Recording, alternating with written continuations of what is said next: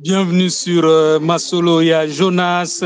Nakata épisode Oyo ya Masolo. Il y a Jonas Nazali devant scène musicale na Paris et pas wapi. Héritier Watanabe Azaliko Indisa. Tozali 14h, 15h30, ok?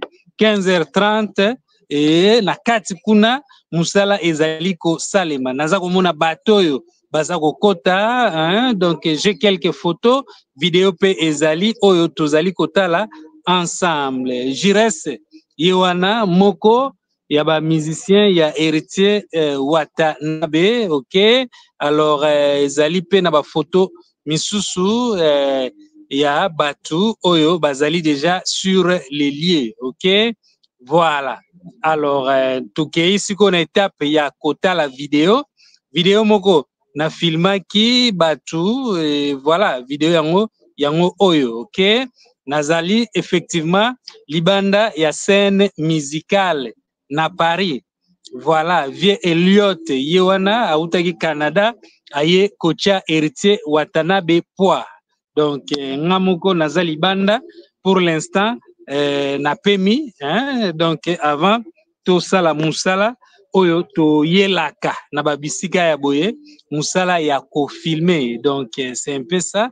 Nazwaki sonte, nazwaki image kaka ya pamba, juste parce que voilà, bazo beta beta ba musique ba activité ezali ebele esika yango oyo ezali effectivement nakati ya mai, hein? Ezali vraiment entouré na mai place yango, c'est bien na sepeli nango, mais voilà lelo ezakaka activité mon côté na journée awa il y a plusieurs activités ya mike batu bazali zali banini esika yango wana danseuse Sarah mwana poto yepe akobina.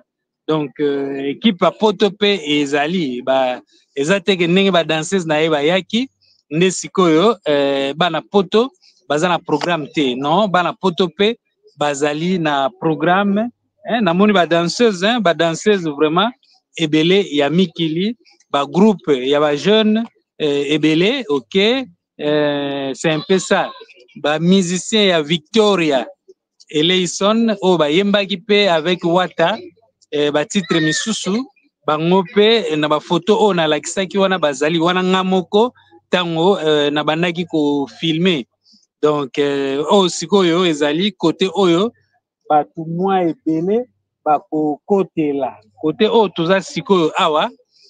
Donc na yebite soki ezali pe entrer na tango ya concert ou pas, mais na sima kuna nde apparemment ezali entrée principale.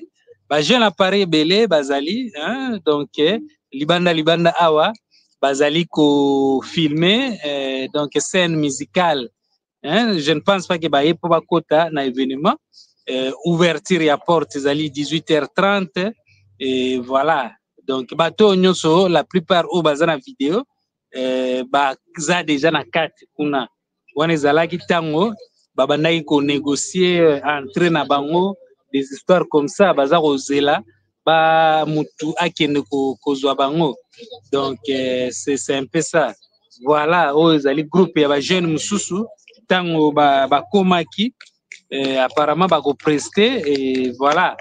Donc vidéo elingi esila après boko mona ngai bato bazali banda awa sikoyo na ebite soki ba osepela baloba ou bien soki ekozala ndenge nini.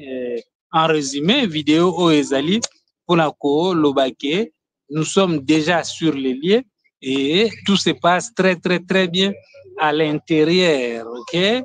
Donc voilà.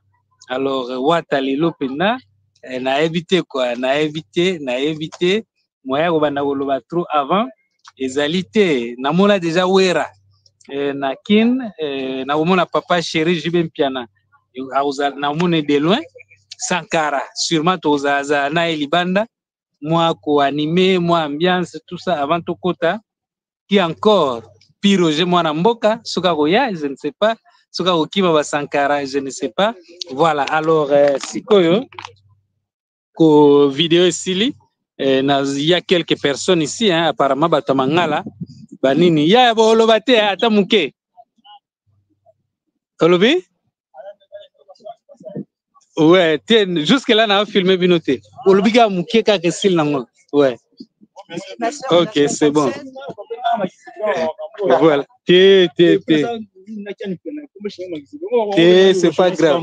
C'est pas grave, donc. Non, non, c'est pas grave. Bon, voilà. Boé Popokota ou bien Bozo étudier dans le terrain. Ouais. Et bon, autour de terrain, tu as nom des années.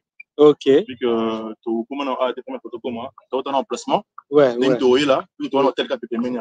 Ok. Le monde dit que personne peut faire la journée porte ouverte. Parce que les bases à visiter.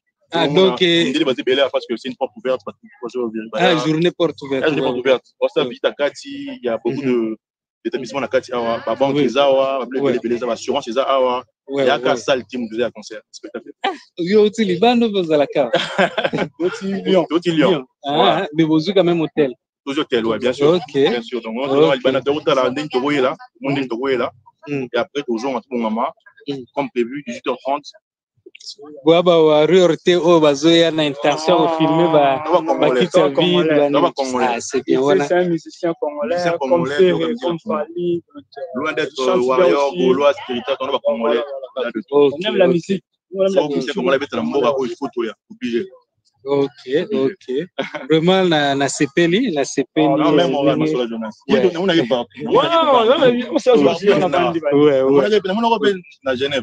Genève Nazalaki, Lyon ya Fali Nazalaki, ouais. Lille ya Fali pe na Rosala, donc voilà. Plaisir à trop na sepeli, ouais. Voilà, yo za la phone hein, yo le baté hein. Voilà. Alors Nazali Libanda, il y a scène musicale, n'a vu quelques personnes au basololi, bomoni bango, alors ba musicien ya Victoria, Eleison bango oyo, hein. Voilà, bango wana bayemaki avec héritier Watanabe arrivé na bango, donc Watazu soutien ya makasi. OK? Et logo oyo yo kokyo sala na minute ezali koya avant. Soza na programme ya koya oye avant, batu baza déjà awa. OK? Misusu pona ko prester, misusu pona ko kota, mais baza ko se divertir nanu. Donc batu déjà bazali sur les lieux, ok? Ngai moko pe nazali mopanzi sango, donc c'est ça, je suis là et voilà. Alors qu'est-ce qu'il y a encore à faire ici? Tozali kozela namoni grâce mbizi pour la première fois lelo, donc namoni pe des games tiktoker hein? Influenceurs, tout ça tiktoker, ça partout Facebook, je crois même sur YouTube aussi, azali. Donc namoni pe lelo pour la première fois namona ka ba vidéo na ye namona ki avec batumwa ebele hein, Hakim Prince de Lausanne, voilà namona ina Grâce Mbizi, namona lisusu nana nyango. Donc voilà, na tiko mona ye avec Dadi Mola ou Dadi Moula ou Autikin Fifi Siwa. Bon, je ne sais pas, et après concert, et voilà, je suis devant la scène musicale.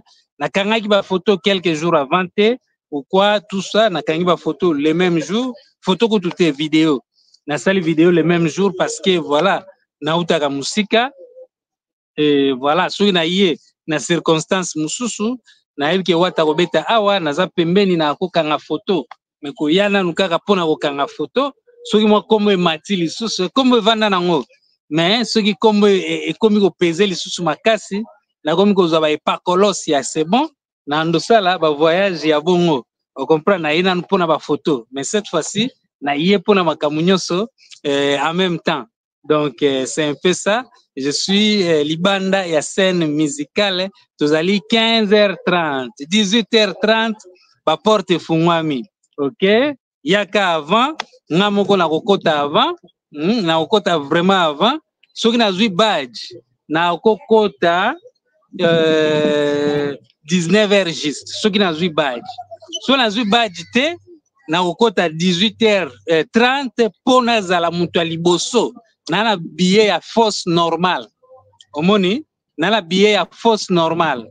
Alors donc son azui badge oui na ozala côté moko boye il y a un peu mieux mais son azuité bon na okota vraiment 19h na koti son azuité donc ba son azui badge ataba 19h na koti son azuité na zo obligé na kota 18h30 pour na kanga pena place ya bien moi liboso wana moi nini lo moka bongo voilà alors koloba loba kaka ça ne va pas il faut na kende côté ambiance ezali nazo ba image s'il faut koya koloba na yekoloba côté parce que son hein et zala pena déranger te par rapport à la musique ba nini tout ça na entrée principale bandu les obeta par rapport à la droit d'auteur et aussi la pena bien te ceux qui nazali ko filmer kuna na ceux qui si avec ma photo on a joué qui kuna na entrée principale hein donc voilà les deux personnes bauti kotala moko auti Belgique mususu azalaka awa na France tete nazo enregistré na publier après ouais plaisir voilà alors qu'est-ce qu'il y a encore wataye moko yewana et voilà Jires Foudre ye wana na la plusieurs photos na ye na habité oh soke bimaki bien ou nini na nenga libanda na amona bien te mais la minute au moins la côte ça ba photo ba nini tout ça ezalité je m'arrête ici pour l'instant so na zuba bilili mususu na ko sala vidéo mususu et puis na ko publier yango bokotala merci beaucoup je vous love je dis bye bye